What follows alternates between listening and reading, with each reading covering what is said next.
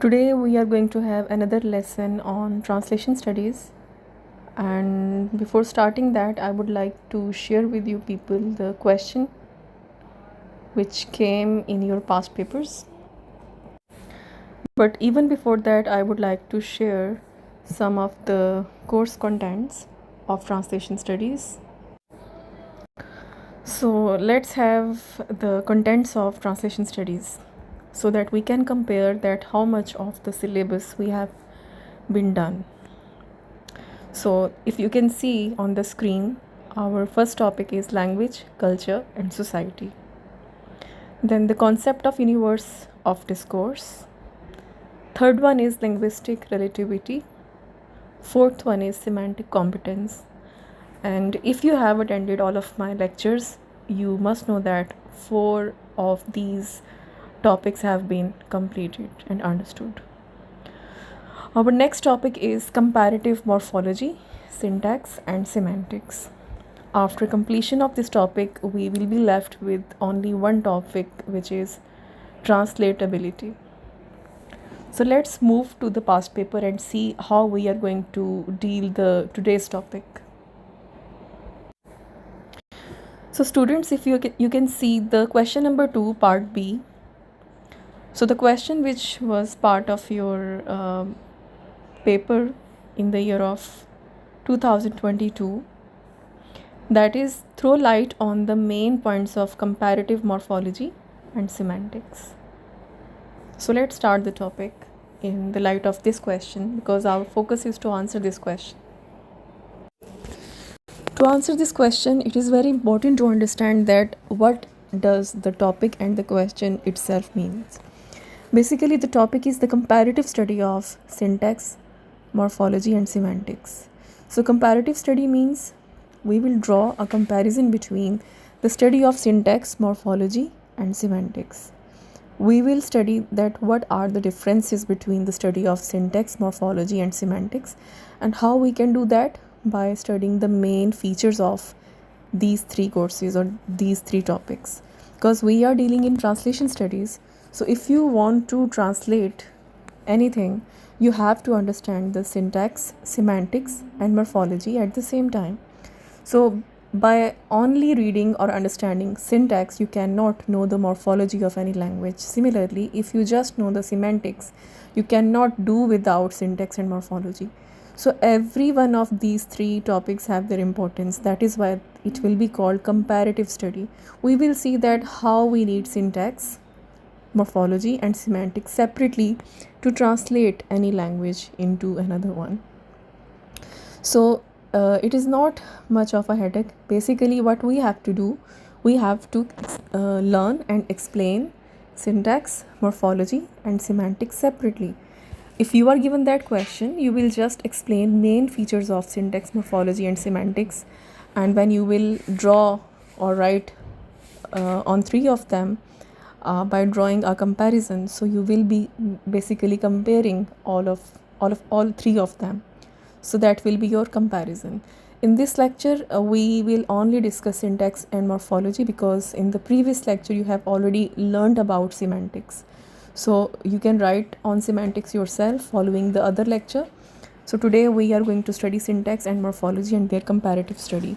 Part of semantics you can add yourself, as I have already shared lectures with you, so that are enough on semantics. All right, so let's get started.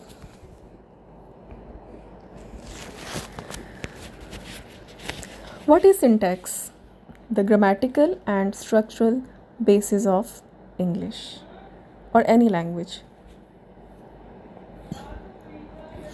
Why we need syntax? Why we need to understand syntax of any language? Because it helps us to make clear sentences that sound right. So basically, syntax is the study of sentences, that where words, phrases and clauses each serve their function and are correctly ordered to form and communicate a complete sentence with meaning. That how within a sentence, just by arranging words, you can create meaning. Syntax helps us to make clear sentences that sound right. If you do understand the correct syntax of any language, you can identify that whether this sentence is right or wrong. Even you can make a difference between words, phrases, clauses, and you can tell whether they are wrong or right, because each serve their function and are correctly ordered to form and communicate a complete sentence with meaning. In syntax, you actually understand how words, phrases come together to create meaning, to form a meaningful sentence.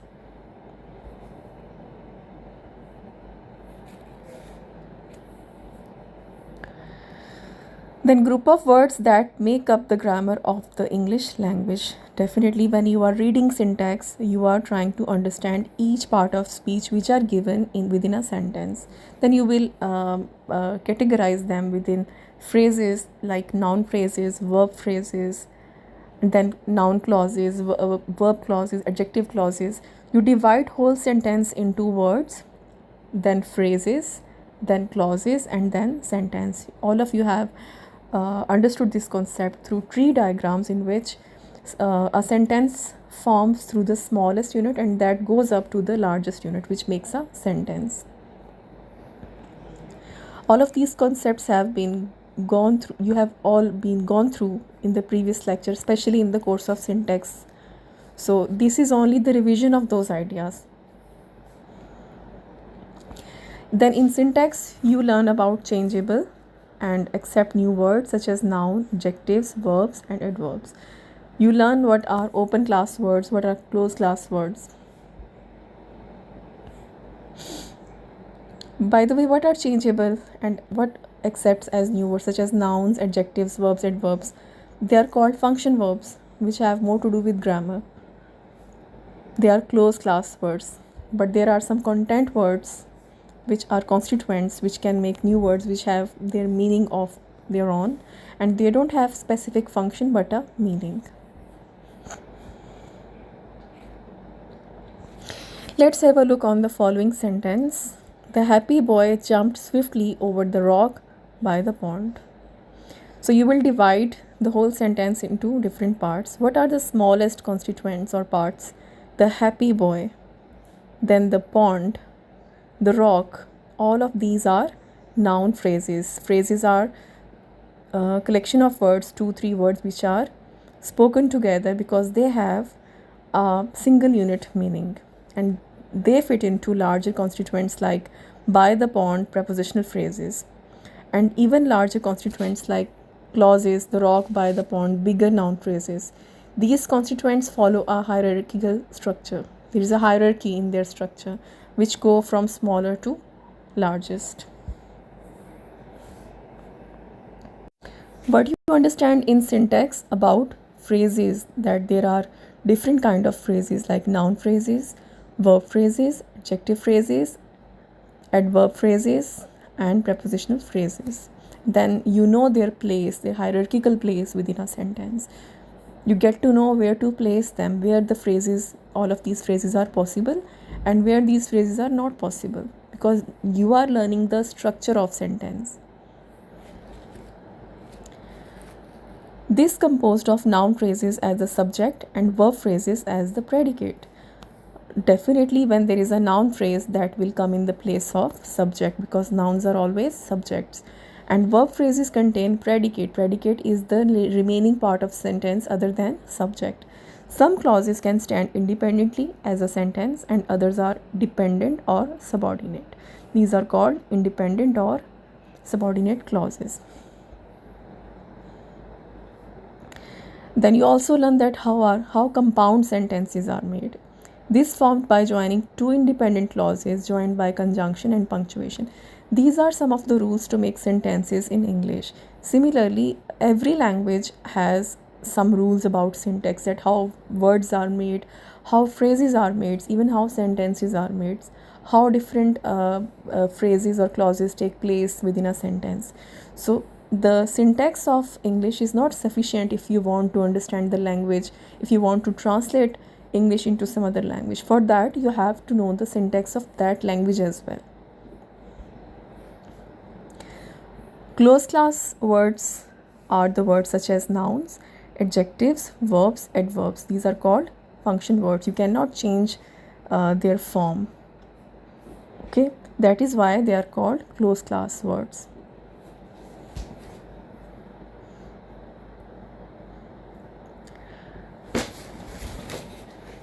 There are some words like blogging, bromance, ridiculous. These are some newer words that have been added to English to describe new concepts, ideas, and current trends, online trends. According to age and modernism, there is addition of new words into dictionary words. So, how these words came to existence? By this process in which we made new words, and these words are open class of words because we can add things into them. We can make new words. Though they mean spontaneous and unstructured at times, these and all words use set patterns of word formation, structure, and meaning outlined in the study of morphology. What you study in morphology, that how words are extended, how they can change new forms, how can be their class changed, or how we can make new words out of existing words, because there is economy in language. Yes, we do have unlimited vocabulary, but our choices are limited.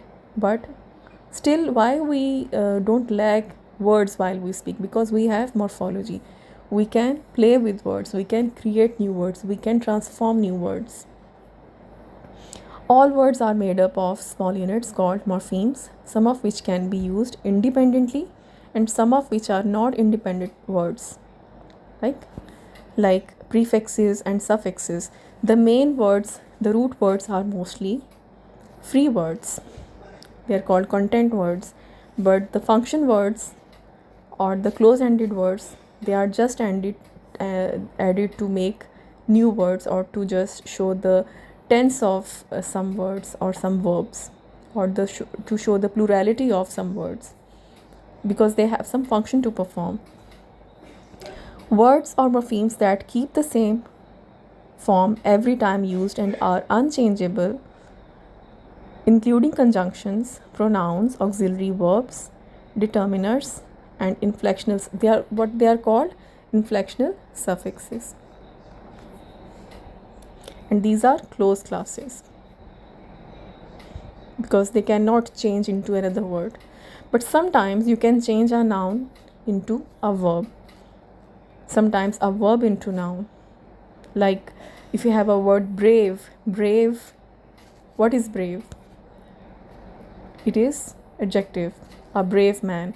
But bravery is coming from brave. So brave is the main word, which is a person who is brave. But when you say उसकी बहादुरी, तो आप उसको क्या कर देंगे? Bravery. So you will add just ERY. Okay, now you are changing the class of word. Now you are changing noun into adjective.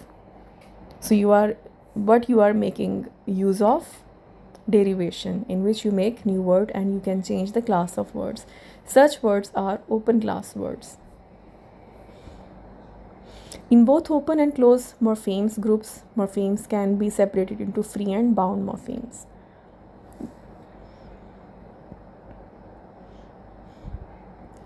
Words that are made up of only one morpheme can stand alone as English word, like quick, up. They are called free morphemes, which have their meaning and they can stand alone. They are called free morphemes. They are content words. But the morphemes that cannot stand alone as a word and must be attached to a free morpheme, like ed, like plural s form, like ery in bravery, like beauty, beautiful, full. So such morphemes are called bound morphemes because they don't have their meaning. They have function to perform. They don't have the meaning of their own. So they are called bound morphemes. This we have already discussed. In inflection, basically, you just have some function to perform.